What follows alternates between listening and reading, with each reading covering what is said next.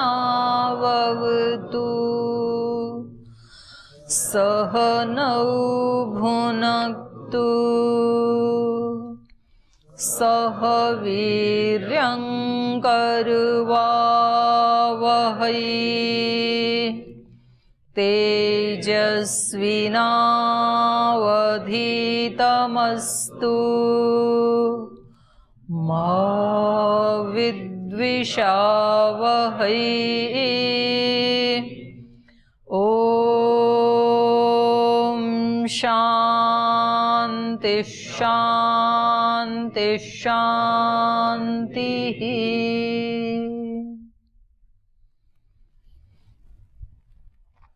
तो हम यहाँ प्रकृति के बारे में पढ़ रहे थे और इसको तरना कितना मुश्किल है, इसके पार जाना। ये स्वयं भगवान ही इसको दुरत्यया कह रही थी 14 नंबर श्लोक में, मम माया दुरत्यया, मुश्किल से पार करने योग्य। यहाँ कक्षा में भी कुछ बीए फर्स्ट वाले भाई बहन बैठे हैं, कुछ सेवा वर्ग वाले भाई बैठे हैं, बहनें भी बैठी हैं। जो परीक्षा देते हैं तो उनको लगता है कि हमें थोड़ा सा जागरूक रहना चाहिए, थोड़ा अच्छे से पढ़ना चाहिए, अच्छे से तैयारी करनी चाहिए, क्योंकि परीक्षा देनी है। और सेवा वाले क्या सोच लेते हैं, हमें परीक्षा थोड़े देनी है, जितना आ जाए ठीक है। लेकिन आपको उससे भी बड़ी परीक्षा देनी होती है। जिनको ये लिखाई पढ़ाई वाली परीक्षा नहीं देनी है, उनको जीवन की परीक्षा देनी होती है। संसार में बिना परीक्षा के कोई भी रह नहीं सकता है। अच्छा, जिनको परीक्षा देनी है पढ़ाई की, उनके लिए एक सहूलियत है, उनके लिए एक अच्छी गुड न्यूज़ है कि उनका एक सीमित सिलेबस होता है। उसको तैयार कर लो, जो भी पूछा जाएगा वो सिलेबस में से पूछा जाएगा, आउट ऑफ सिलेबस कुछ भी नहीं आएगा। तो वो बड़ी आसानी से उसकी तैयारी कर लेते हैं। लेकिन जिनको ये परीक्षा नहीं देनी है, जीवन की परीक्षाएं देनी है, उसका कोई निश्चित सिलेबस नहीं है। कब कौन सी परीक्षा होगी, उसमें क्या सिलेबस आएगा, क्या पूछ लिया जाएगा, क्या बताया जाएगा, उसको पास कर पाएंगे नहीं कर पाएंगे। वैसे जो बड़ी परीक्षाएं होती हैं उसमें भी ऐसा ही होता है। जैसे आईएएस आईपीएस की परीक्षा है ना, उसका निश्चित नहीं होता है, पर उससे भी ज्यादा अनिश्चित ये जीवन की परीक्षा होती है। इसमें कब कौन सी परिस्थिति आएगी, कब कौन से पिछले पता नहीं हजारों लाखों वर्षों जन्मों पुराना कोई कर्माशय अपना फल देने के लिए आ जाएगा, और हम उसको समझ पाएंगे कि नहीं समझ पाएंगे, ये हमारे लिए बहुत कठिनाई होती है। तो जीवन की परीक्षा में सतत अलर्ट रहना होता है। योद्धा को और योगी को एक्स्ट्रा अलर्ट रहना होता है। बहुत बड़ी बात है ये। योद्धा जो सीमा पे खड़ा है, आप लोग यहां रहते हैं तो आपके तो यहाँ सिक्योरिटी गार्ड खड़ा है गेट के ऊपर, तो आप उतने अलर्ट नहीं होते हैं। लेकिन जो सीमा पे खड़ा है व्यक्ति, वो एक्स्ट्रा अलर्ट होता है। एक क्षण भी यदि उसकी सजगता भंग हो जाए तो पता नहीं कितनी तबाही हो सकती है, कितने लोगों की, पूरे देश की।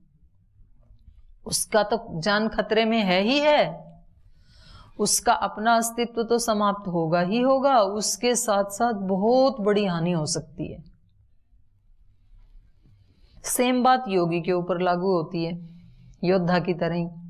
और योद्धा चाहे वो सीमा पे खड़ा है या युद्ध के मैदान में है, युद्ध के मैदान में भी जब शत्रु सामने है और योद्धा अलर्ट नहीं है, यदि अलर्ट ही नहीं एक्स्ट्रा अलर्ट, अतिरिक्त सावधानी, सजगता, तो सामान्य मनुष्य जितना सजग है उससे कई गुना ज्यादा सजग योगी को होना पड़ता है। इसलिए योगी के लिए मार्ग को कैसा बताया, आज भी कल भी महाराज जी बता रहे थे, क्षुरस्य धारा, छुरे की धार पे चलने के जैसे।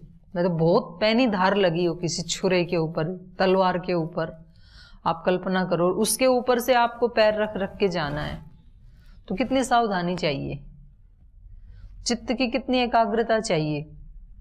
जो लोग जलते अंगारों पे चलते हैं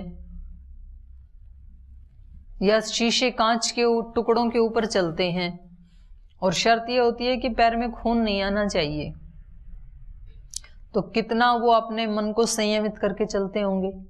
उनका ध्यान कहाँ होता होगा, इधर उधर होता होगा कि केवल इसके ऊपर होता होगा, अपने पथ पे ही होता है। वो थोड़ा भी इधर उधर देखे ना यदि, तो शीशा अंदर घुस जाएगा, फिर खून आ जाएगा, रक्त आ जाएगा। तो कितना संकल्पवान उनको और कितना एक्स्ट्रा अलर्ट होना पड़ता है। योगी योद्धा, संत सिपाही,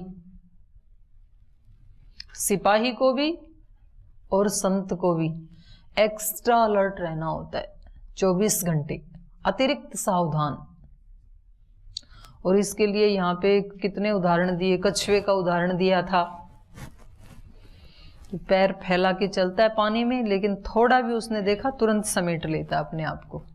ऐसे ये योगी जीता है, संसार में जीता है, लेकिन जब देखा कि कहीं कोई भी आर्ग्यूमेंट होने वाला है, कोई व्यक्ति ने कुछ कह दिया, अब संभावनाएं हैं उल्टा बोलने की, अब संभावना है दुखी होने की, अब संभावना है परेशान होने की, डिप्रेशन में जाने की, उसी समय ये अपने स्वरूप में लौट आता है, अलग कर लेता है अपने आप को उससे। बहुत गहरी बात बता रही हूं ये मैं, अपने आप को अलग करना। और यही बात महर्षि पतंजलि ने कही, तदा द्रष्टु स्वरूपावस्थानम वृत्ति सारूप्यम। जब अपने स्वरूप में नहीं होता ना, दृष्टा भाव में, तब कैसा हो जाता है, वृत्ति सारूप्य। और वृत्ति सारूप्य मतलब जैसी वृत्ति वैसा ही हमारा अस्तित्व बन जाता है। बस ये ही दुख है, और दुख कुछ भी नहीं है। जब प्रतिकूल परिस्थिति आती है, कोई दुख आता है, कोई अपमान आ गया, किसी ने हमारे को कुछ कह दिया, अप्रिय शब्द बोल दिए, कड़वे शब्द बोल दिए, कठोर शब्द बोल दिए, हमारी चुगली कर दी, हमारे ऊपर आरोप लगा दिया, जैसा हम चाहते थे वैसा नहीं किया, तो ये एक परिस्थिति उत्पन्न हो गई ना हमारे लिए। अब हमने क्या किया, उस परिस्थिति को पकड़ करके उसके साथ अपने आप को एकाकार कर लिया। मैं दुखी व्यक्ति हूं, मैं बीमार हूं, मैं अपमानित हूं, मैं तनाव युक्त हूं, मैं कमजोर व्यक्ति हूं, मैं इंटेलिजेंट नहीं हूं। हमने उसको पकड़ के क्या कर लिया, अपने साथ एकाकार कर लिया, अपने आप को टैग कर लिया उसके साथ। और यही कारण होता है कि हम उससे बाहर नहीं निकल पाते हैं, क्योंकि हम बाहर निकले कैसे, हमने तो उसके साथ अपने आप को मिक्सअप कर लिया, अलग नहीं रखा उससे हमने। तो आपने देखा होगा जब भी आप दुख में होते हैं, परेशानी में होते हैं, तो आप क्या करते हैं, या तो अपने माता पिता या गुरुजनों को बताते हैं कि क्या करूं, बड़ी दिक्कत आ रही है जीवन में, ऐसे हो रहा है, या किसी अपने दोस्त को बताते हैं, अपने फ्रेंड को बताते हैं। आप जानते हैं आपका दोस्त भी कोई योगी नहीं है, उसका कोई बहुत ऊंचा लेवल नहीं है, फिर भी आप बताते हैं उसको। और कई बार वो समाधान भी दे देता है, वो कहता है कि छोड़ो ना, मैं हूं आपके साथ, ऐसे कर लो, और आप वैसे करते हैं और उससे आप मुक्त हो जाते हैं। ऐसे भी हो जाता है कभी। तो उस व्यक्ति ने वो सॉल्यूशन आपको तो दे दिया, और कभी कभी ये काम आप स्वयं भी कर लेते हैं। जो परेशानी आज आपके सामने है, कभी महीना 2 महीना के बाद वो ही परेशानी जब किसी दूसरे व्यक्ति के साथ होती है। आपका मोबाइल चोरी हुआ तब आप परेशान थे, लेकिन 1 महीने के बाद किसी और का चोरी हो गया। आपके घर में जब किसी की मृत्यु हुई, कोई लॉस हुआ, तो आप बहुत परेशान थे, लेकिन 1 महीने के बाद किसी और के घर में मृत्यु हो गई, कोई और परेशानी आ गई, तो आप क्या करते हैं, दूसरे व्यक्ति को समझा देते हैं कि ऐसे कर लो। और वो व्यक्ति समझ भी जाता है। तो ये ऐसा क्यों हुआ? हम दूसरे की समस्या का सॉल्यूशन कर लेते हैं, अपना नहीं कर पाते हैं। और कई बार दूसरे व्यक्ति हमारी समस्या का सॉल्यूशन कर देते हैं, हमारे ही आसपास रहने वाले लोग, लेकिन जब उनके अपने ऊपर आती है तब नहीं कर पाते। ऐसा क्यों होता है? ऐसा इसलिए होता है कि जब मेरे ऊपर कोई दुख, कष्ट, परेशानी आती है तो मैं उसके साथ एकाकार हो जाता हूं, तो मैं उसको देख नहीं पाता हूं। और दूसरा व्यक्ति जो मेरा दोस्त है, फ्रेंड है, माता पिता है, गुरु है, वो मेरी समस्या के साथ एकाकार नहीं हुआ, वो दृष्टा भाव में है। दृष्टा भाव में है इसलिए वो सॉल्यूशन दे देता है। दूसरे की समस्या में आप भी दृष्टा भाव में हैं, तो जब दूसरे को आती है तो आप भी वो समाधान कर देते हैं। दृष्टा भाव में है ना, आप एक नहीं हुए उसकी समस्या के साथ। अपनी आंख में जो हमने काजल लगाया, उस काजल को मेरी आंख कभी नहीं देख सकती है। अपनी आंख में काजल कैसा लगा, उसको देखने के लिए आईना लेना पड़ता है ना, तो आंख ही देख लेती। लेकिन दूसरे की आंख में कैसा काजल लगा, वो चाहे करोड़ लोगों को दिखाएं तो भी आंख देख लेगी और बता देगी कि काजल कैसा लगा। तो जब ये दूसरे का देख सकती है तो अपना क्यों नहीं देख सकती है? क्योंकि यहां काजल और आंख दोनों क्या हो गए? एकाकार हो गई, तदाकार हो गई, उसमें डिस्टेंस नहीं रहा। इस आंख में और दूसरे उस काजल में थोड़ा सा अंतर होना चाहिए, इसलिए गाड़ियों पे लिख के रखते हैं ना, कीप डिस्टेंस, नहीं तो टक्कर हो जाएगी, एक हो गई तो ये जीवन में हमारे को जब भी कोई दुख आए, परेशानी आए, या माया से हमें इन्होंने कहा ये माया कैसी है? दुरत्यया, दुर्गमता से तैरने योग्य। तो सबसे पहला काम क्या करना है? या तो कोई आपसे ऊंची चेतना वाला व्यक्ति आपके साथ जीता हो और उस रास्ते से निकला, उसके अनुभव हैं, वो आपके माता पिता हो सकते हैं, आपके कोई दादा आदि कोई बुजुर्ग हो सकते हैं, आपके गुरुजन हो सकते हैं, आपके आचार्य हो सकते हैं, या आपसे वरिष्ठ कोई आपका भाई बहन हो सकता है, कोई आपका मित्र हो सकता है, पड़ोसी, कोई भी हो सकता है जिसका लेवल थोड़ा आपसे ऊंचा, या तो उसको बताएं। यदि वो कोई भी उपलब्ध नहीं है तो फिर स्वयं बैठ जाएं, एक थोड़ा 5-7 मिनट एकांत में बैठें, जहाँ कोई, वो आपका घर का कमरा हो सकता है, वो कहीं खेत में बैठ सकते हैं, वो कहीं एकांत में, कहीं जंगल में रहते हैं तो जंगल में जा सकते हैं, कहीं भी एकांत स्थान में आप बैठें और 5-10 लंबे लंबे श्वास लें। सबसे पहले भस्त्रिका प्राणायाम, और उसके बाद आप अपनी उस समस्या को अपने ही सामने रखें, अपने आप को अलग करके, और जो आपके मन में जो जो भी शिकायत है, परेशानी है, उसको बोलें वाणी से, मन मन में ना सोचें। और आप थोड़ी देर के बाद देखेंगे, कभी ऐसे होता है ना, हम अपने आप से ही बात करते हैं, हम कुछ बोलते हैं, फिर हमारा ही जो एक काल्पनिक रूप है वहां से कुछ और प्रत्युत्तर आता है, फिर हम कहते हैं ऐसा कैसे करूं, फिर हमारे अंदर से ही एक जो हमारा प्रतिरूप है वो कहता है ऐसे करो। तो जो ये कहा जाता है कि अपना गुरु अपने ही अंदर है, वो अपना गुरु जग जाता है। फिर हम कहते हैं ना ज्ञान अपने ही अंदर है, तो वो ज्ञान कब अभिव्यक्त होता है? जब हम उस समस्या से अलग होते हैं। इसलिए तो जब दूसरे को समस्या आई तो हमने सॉल्यूशन दे दिया, वो ज्ञान कहां से आया? मेरे अंदर ही था वो। पर वो जब मेरी समस्या आई तब वो ज्ञान अभिव्यक्त क्यों नहीं हुआ? क्योंकि मैंने समस्या के साथ अपने आप को एकाकार कर लिया। इसलिए डोमेट वाले स्वामी जी हैं, वो भी यही बात बताते हैं कि जो भी वृत्ति आए उनके साथ, चाहे वो शारीरिक रूप से संवेदनाएं आएंगी या तो मन में विचार के स्तर पे संवेदनाएं उठेंगी, उनके साथ आपको एकाकार नहीं होना है।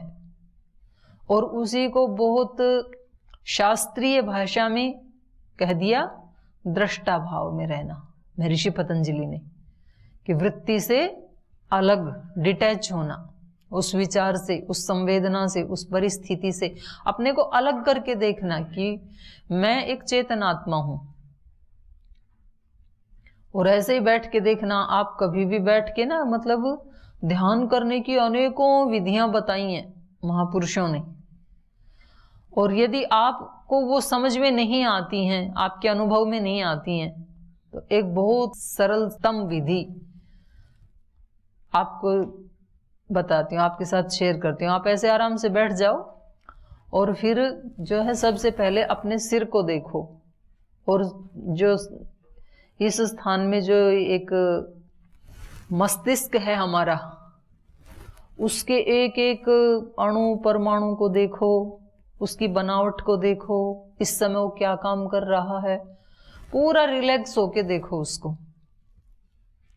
फिर कान को देखो, फिर आंख को देखो अंदर तक, नाक का सिस्टम देखो, होठ का, कंठ का, पूरे शरीर को फिजिकली ना एक एक ऑर्गन को देखो आप।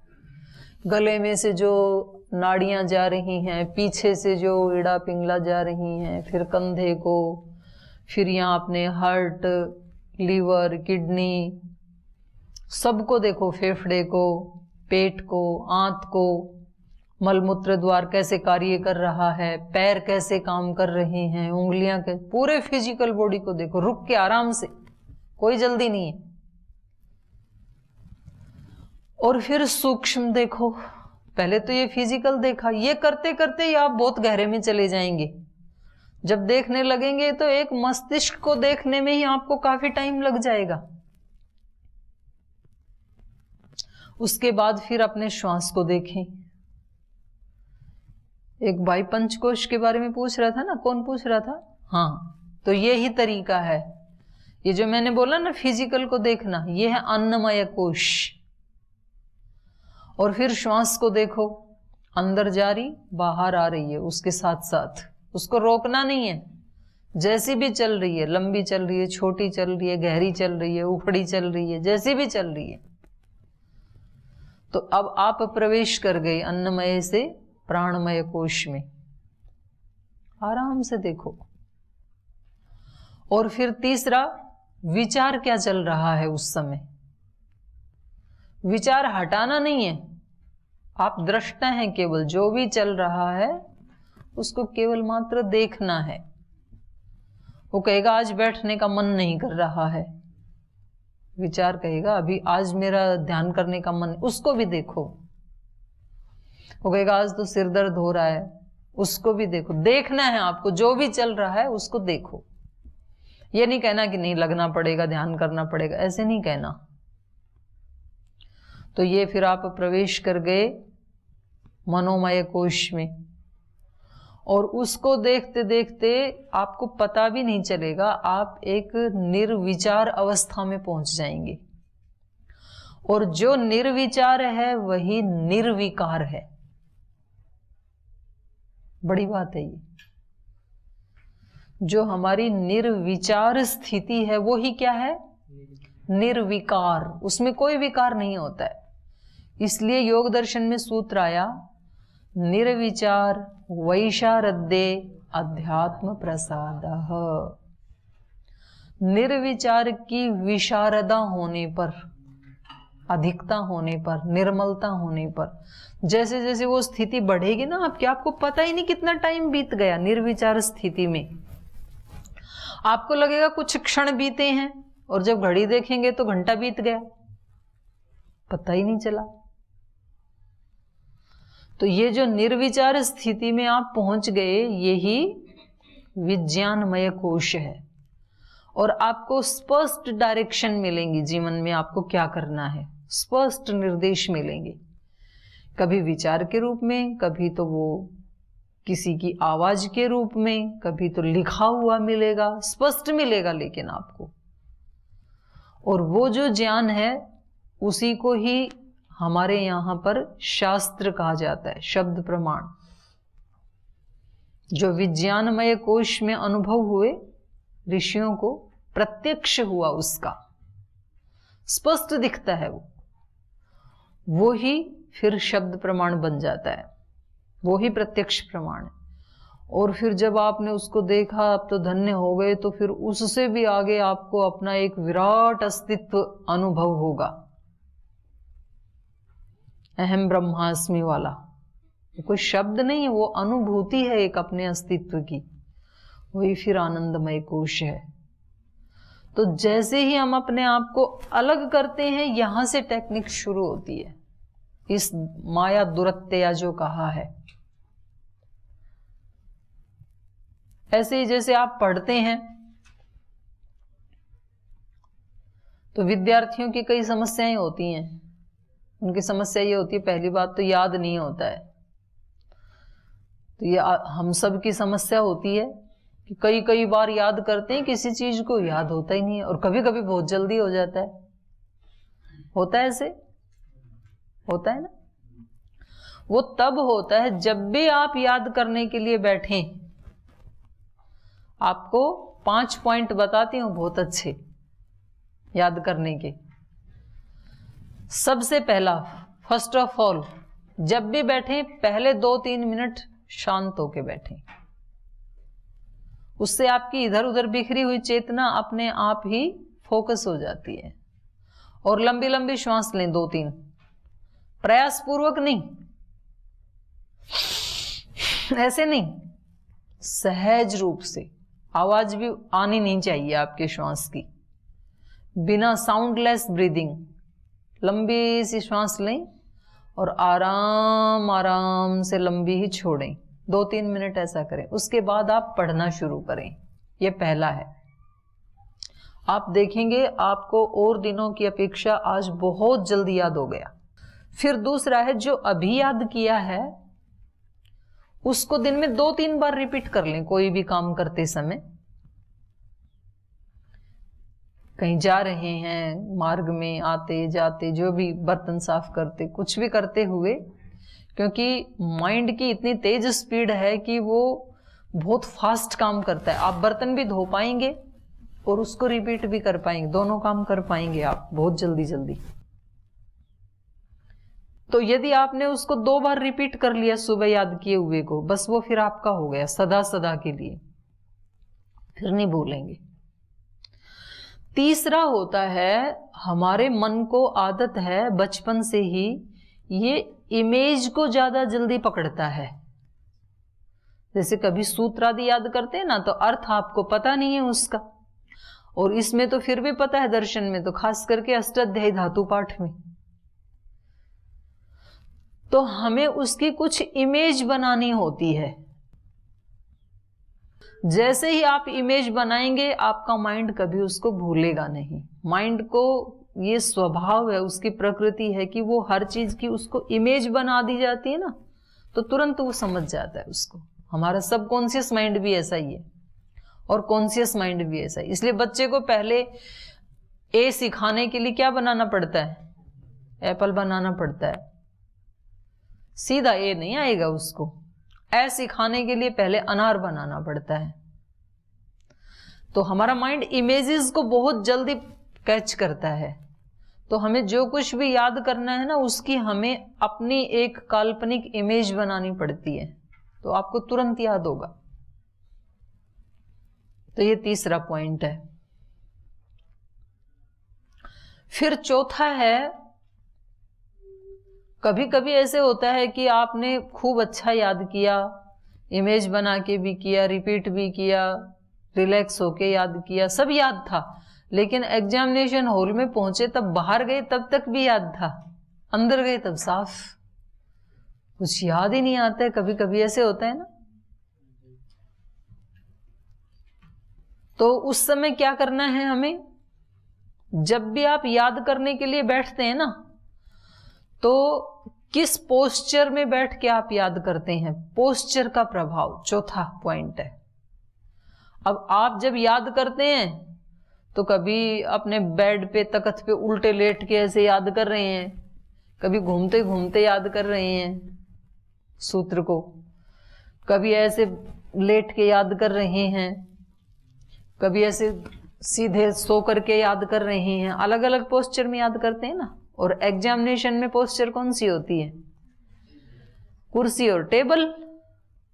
आपके सामने एक बेंच है, एक कुर्सी है, तो ये पोस्चर और वो पोस्चर मैच नहीं कर रही हैं दोनों। किसको याद नहीं आएगी उसकी?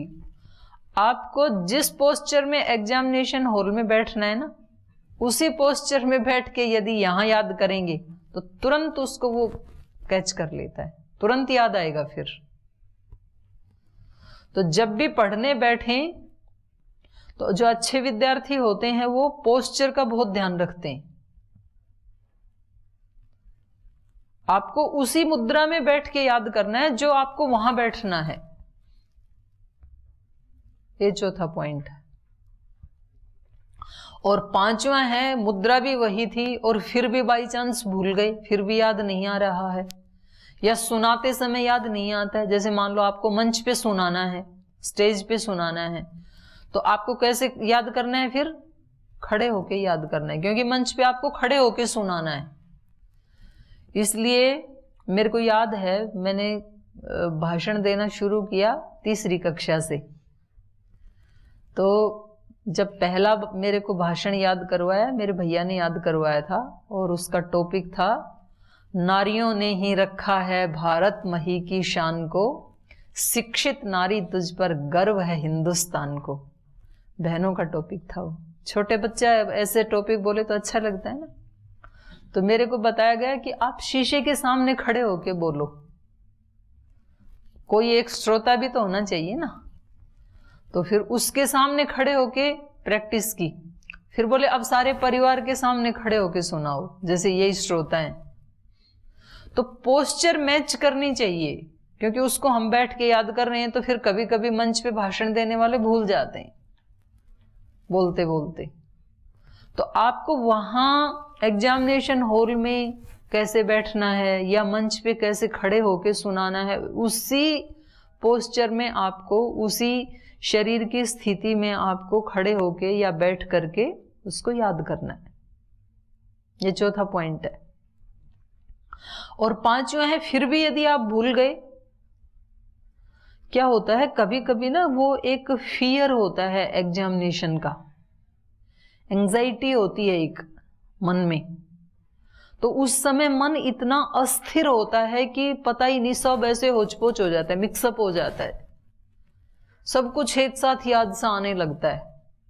तो वहां पर भी जो पहली वाली टेक्निक थी उसको रिपीट करें आप एग्जामिनेशन हॉल में भी। 2 मिनट शांत होके बैठ जाएं, आंखें बंद करके शांति से बैठ जाओ 1.5-2 मिनट, और वही प्रक्रिया 4-5 लंबी लंबी श्वास लो, किसी को पता भी नहीं चलेगा, साउंडलेस ब्रीदिंग। और फिर आप लिखना शुरू करो, तो वो फाइल अपने आप खुलती जाएगी और आप फटाफट फटाफट लिखते ही चले जाएंगे।